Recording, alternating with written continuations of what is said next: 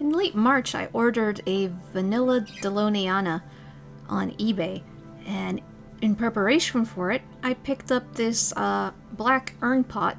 Chris actually got it for me from Home Depot.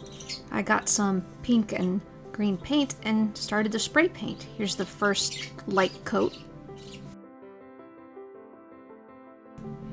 Now for the top piece, I wanted it to be a bright neon green.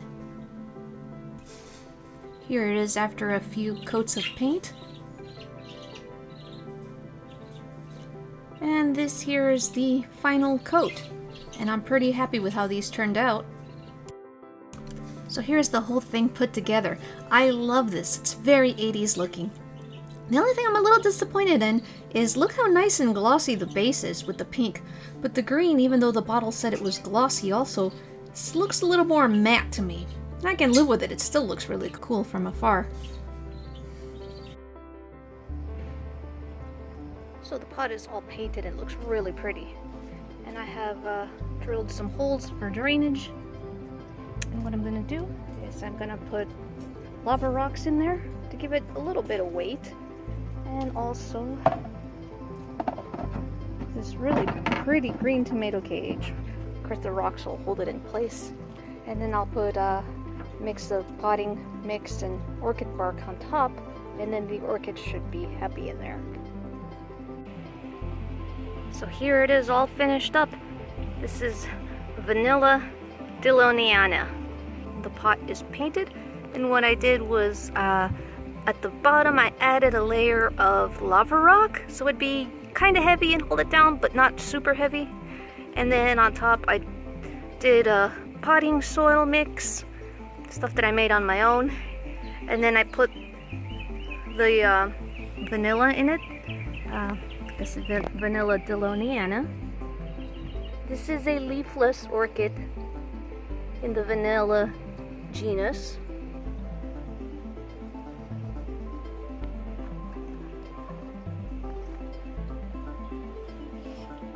And I got it as far as vanilla goes. It gets this beautiful green and pink flower, which is kind of why I painted the pot green and pink. The flowers will look like it, and that'll be really cool.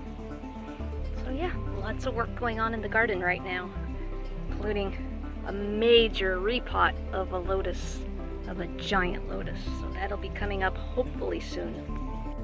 So as I mentioned, vanilla dilloniana is a leafless orchid. This is not the vanilla that makes the vanilla in your desserts or the vanilla bean. That's vanilla plantifolia, and I do have a small one and plan to get a larger one later on. Now this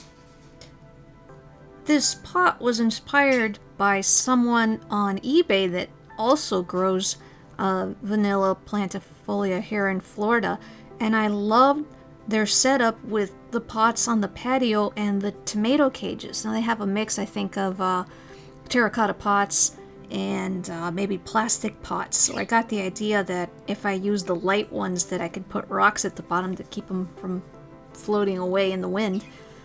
And I spoke with the seller and he told me that he just mixes regular potting soil, cheap potting soil you can get at the hardware stores, with orchid bark. So that's kind of what I did, and I used the orchid bark as the top dressing here.